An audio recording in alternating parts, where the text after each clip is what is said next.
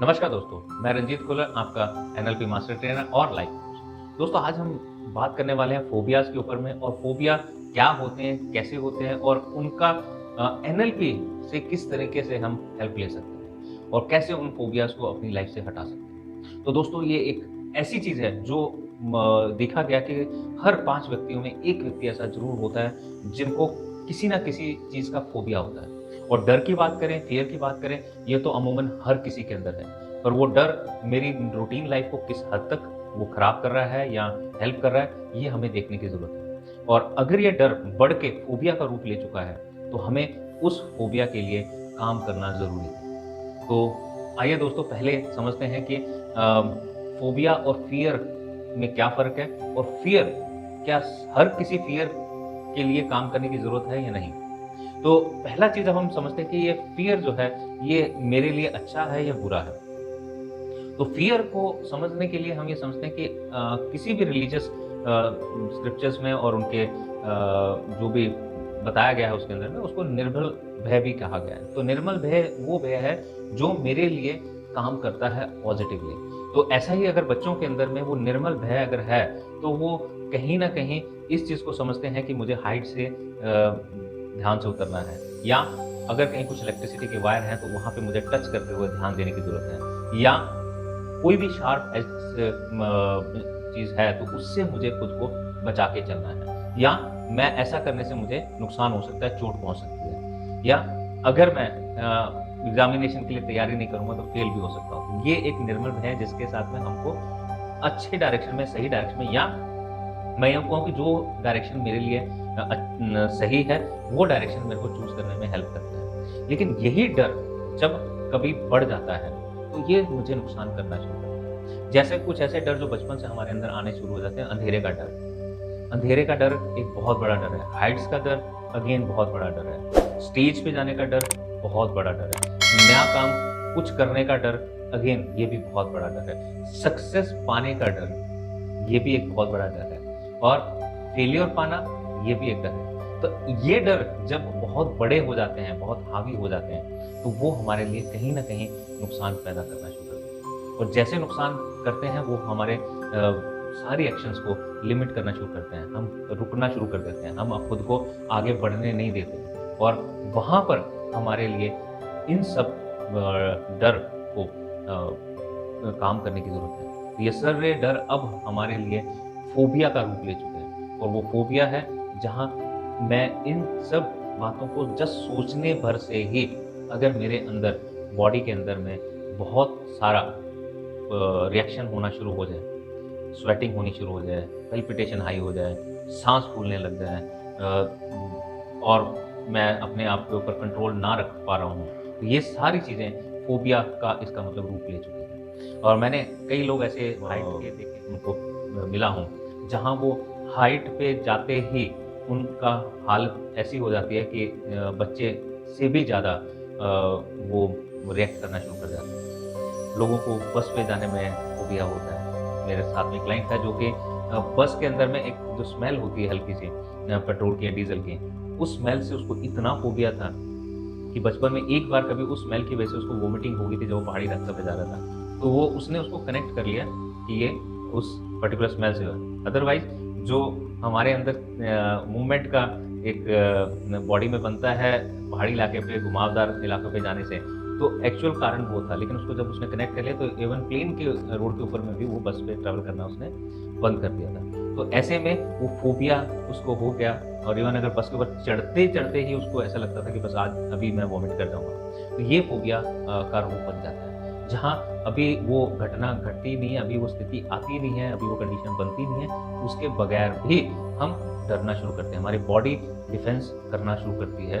वो मैकेनिज़्म खड़ा कर देती है कि आपको उससे भागना पड़ता है। फ्लाइट्स पे चढ़ने का डर, इवन कुछ चीज़ खाने का डर। कभी एक और क्लाइंट थे जिनको कभी उन्होंने कुछ ऐसा खाया था जिससे कि उस समय पे वॉमिट हो गया था। तो उससे डेरिवेटिव जितनी चीज़ें थी, उन सबको उन्होंने अपनी उस कैटेगरी में एंकर कर लिया और कभी भी वो चीज़ सामने आती थी, स्मेल भी करते थे, तो भी उनको वो डर उनके अंदर आना शुरू हो जाता था। तो ऐसे में ये जो डर है, ये जो फ़ोबिया है, ये जब क्रिएट हो जाता है, तो वहाँ हमें इसके ऊपर में काम ज़रूर कर लेना चाहिए। और क्योंकि इस फ़ोबिया की वजह से हमारी रूटीन लाइफ़ कहीं न कहीं हमारा को डिस्टर्ब करती है, हमारा कॉन्फिडेंस लूज़ होना शुरू होता है। हम लोग हमेशा इस अवॉइडेंस में रहते हैं कि कहीं हमें इस फ़ोबिया को फेस ना करना पड़ जाए। अब एक और व्यक्ति थे जो अगेन उनको भीड़ से फ़ोबिया था, तो उनको जस्ट भीड़ का दिमाग में आते ही वो उस पूरे सिचुएशन में आ जाते थे और पूरी बॉडी उनकी वैसे रिएक्ट करना शुरू हुई। तो उन्होंने इवन मंदिरों में जाना भी बंद कर दिया था।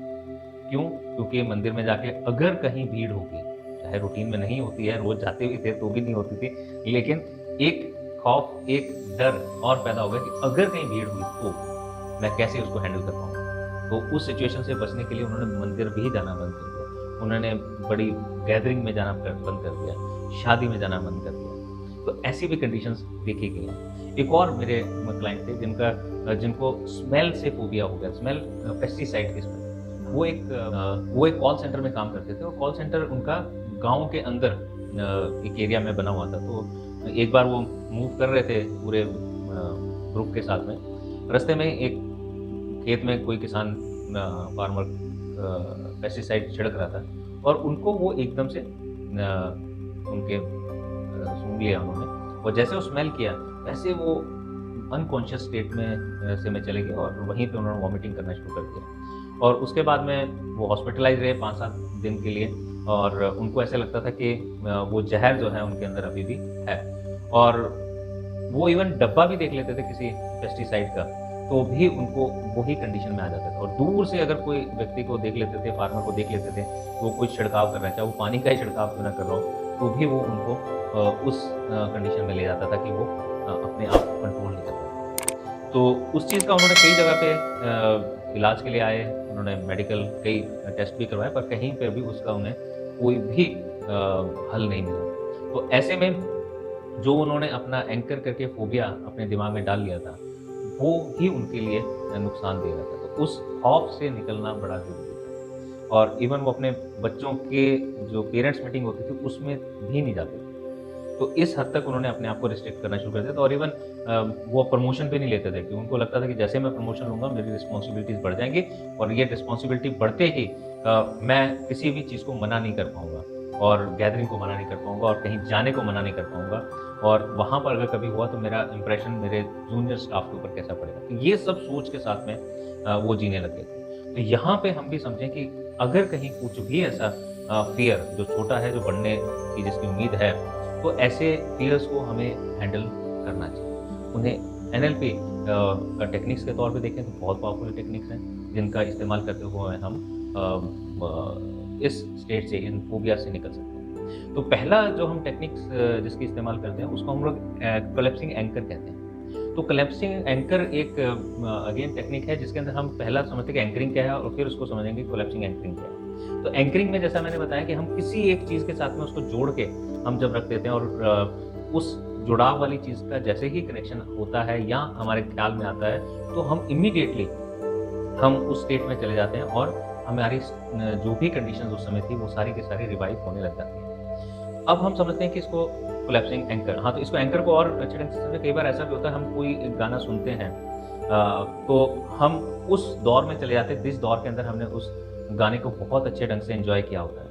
हम उस ग्रुप के साथ में अपने आप को फिर महसूस करते हैं और उस खुशी को या उस गमी को हम लोग बहुत हद तक अपनी बॉडी के अंदर में महसूस करना शुरू कर देते हैं। तो दिस इज़ एंकरिंग। तो इसको जब हम लोग एंकरिंग को समझते हैं कि ये कनेक्शन है जो एक पर्टिकुलर किसी भी चीज़ के साथ में होता है, इवन खाने की स्मेल के साथ में भी होता है। कई बार ऐसा होता है एक पर्टिकुलर स्मेल हमको किसी पर्टिकुलर रेस्टोरेंट या पर्टिकुलर किचन के बारे में बताती है, या मैंने यहाँ पर ये खाना, मैंने इस स्मेल का, इस खुशबू का मैंने खाना खाया था। तो ऐसा कनेक्शन जब होते हैं वो हमें एंकरिंग, एनएलपी टर्म में हम बात करते हैं, एंकरिंग फॉर्म ले लेता है। अब ये एंकरिंग अच्छे ढंग से के लिए भी होती है, बुरे के लिए भी होती है। तो जब ये बुरे के लिए हो रही हैं, उसको हमें तोड़ने की ज़रूरत होती है। अब उसको तोड़ने के लिए कोलैप्सिंग एंकर का इस्तेमाल किया जाता है। तो कोलैप्सिंग एंकर एक पावरफुल टेक्निक है जो हमको मास्टर करने की और उसको समझने की ज़रूरत है और उससे हम आराम से फ़ोबियाज़ को निकाल सकते हैं। और इवन कई बार मैंने देखा है अपने एक्सपीरियंस के साथ में कि इवन 2 घंटे 3 घंटे के अंदर में भी पूरा फोबिया लोगों का निकल जाता है। मतलब स्पाइडर से फोबिया, डॉग से फोबिया, कई ऐसे फोबियाज़ हैं जिन पे मैंने काम किया और बहुत इफ़ेक्टिवली कोलैप्सिंग एंकर हमारे लिए काम करती है। तो एक ये बहुत पावरफुल है।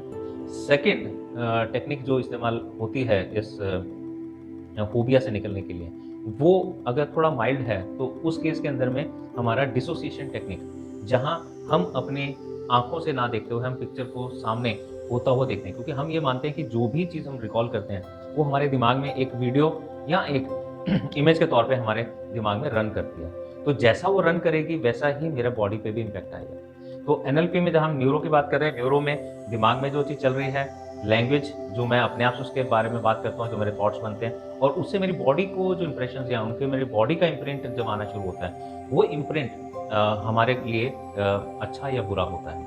तो ऐसे में जब हम देखते हैं कि डिसोसिएशन करने के लिए जब हम इसके अंदर में देखते हैं कि कोई भी बुरी इवेंट होती है या कुछ भी ऐसा होता है, तो उसमें मैं ऐसा फॉर्म में रहता हूँ, एसोसिएटेड फॉर्म में रहता हूँ, जहाँ मैं अपनी आँखों से दोबारा होते हुए देखता हूँ। तो जितनी बार मैं वो चीज़ दोबारा होते हुए देखूँगा, उतना ही ज़्यादा मेरा दिमाग, जो कि ये चीज़ नहीं समझता है कि ये रियल है या इमेजिनेशन है, तो वो उसको यही मान के चलता है कि ये रियल में हो रहा है। और जब वो उसको ये मान के चलता है, तो उसका बॉडी का भी जो इम्पैक्ट है वो वैसा ही आता है। बॉडी में वो रिएक्शंस भी वहीं के वहीं, वैसे के वैसा। तो दोस्तों, इससे निकलने के लिए हमें डिसोसिएट करना पड़ता है। अपने आप को उस इमेज से बाहर निकलते हुए हमें दृष्टा के तौर पे, हमें एक बाहर से एक व्यक्ति के तौर पे हमें सब इवेंट्स को होते हुए देखने की ज़रूरत होती है। और ऐसे में हमें बाहर से जब तक नहीं देखेंगे, तब तक वो हमारे दिमाग से फेड नहीं होंगे, वो इमोशंस हमारे बॉडी से नहीं निकलेंगे। तो दूसरी टेक्निक को जो हम बात करें वो है डिसोसिएशन टेक्निक। तीसरी टेक्निक है जिसको हम लोग कहते हैं circle of excellence. Circle of excellence एक ऐसी टेक्निक है जिसमें कि हम एक इमेजिनरी सर्कल बनाते हैं जो रिसोर्सफुल सर्कल होता है। और वो रिसोर्सफुल सर्कल के अंदर हम अपनी जितनी भी पावरफुल और इफेक्टिव मेमोरीज हैं, जहाँ पे हम बहुत अच्छे ढंग से मैंने चीज़ों को टैकल किया है, कई दूसरे टाइप के फियर्स को या दूसरे टाइप की एक्टिविटीज़ को मैंने किया और मैं बहुत कॉन्फिडेंट रहा हूँ, उन एक्टिविटीज़ को हम लोग विजुअली फिर दोबारा रिकॉल करके हम उस सर्कल के अंदर में रखते हैं और फिर उनको जाके रीलिव करते हैं। और ऐसा करके हम उस पूरे सर्कल को बहुत पावरफुल बना देते हैं और उस सर्कल से हम बहुत इफेक्टिवली किसी भी टाइप के फियर के साथ में लड़ने के लिए खुद को तैयार कर सकते हैं। तो दोस्तों, इन 3 टेक्निक्स को जब हम थोड़ा सा इनके बारे में ब्रीफ हमने समझा है, इनको डिटेल में समझने की और प्रैक्टिस की भी ज़रूरत है। और अभी हाल फिलहाल मैं सिर्फ इनके बारे में आपको ब्रीफ दे पाया हूँ और पिछले 10 साल से मैं इन टेक्निक्स का इस्तेमाल करते हुए कई लोगों को हेल्प कर चुका हूँ। तो दोस्तों, ये वो टेक्निक्स हैं जो चाहे दिखने में, समझने में सिंपल लगती हों, लेकिन बहुत इफ़ेक्टिवली काम करती हैं जब इनको इफ़ेक्टिवली इस्तेमाल किया जाए। ये ऐसे टेक्निक्स हैं जिनका प्रोसेस भी उतना इम्पोर्टेंट है और उसको इम्प्लीमेंट करना और करवाने वाला भी बहुत इम्पोर्टेंट है। तो इसीलिए इसको हम एनएलपी को सूडो साइंस भी कहते हैं, क्योंकि ये ना ही पूरे तरीके से साइंस में आती है, ना ही पूरे तरीके से आर्ट्स में आती है। इसको इस्तेमाल करने की जो विधा है वो तो सब कॉमन कर सकते हैं, लेकिन कैसे उसका इस्तेमाल कर रहे हैं ये भी बहुत बड़ा रोल प्ले करती है उसके फाइनल रिजल्ट्स तक पहुँचने में। तो दोनों का इसमें ज़रूरत है, आर्ट्स का भी और साइंस का भी। तो इनको जब हम इस्तेमाल करते हैं, तो अच्छी प्रैक्टिस के साथ जब करते हैं, तो इसका रिजल्ट भी कई गुना अच्छा आता है। तो दोस्तों, इन 3 टेक्निक के साथ में मैं चाहूँगा कि आप भी इसको और समझें और इसको डिटेल में जाएँ और इनको अपनी लाइफ में उतारें। तो इस पूरी वीडियो में आपको कहीं कोई ऐसा लगा हो पॉइंट जो आपको लगा कि और डिटेल में बात करनी है या और डिटेल में देखना हो, तो आप लिख सकते हैं और हम उस चीज़ पे और आगे बढ़ते हैं। नमस्कार।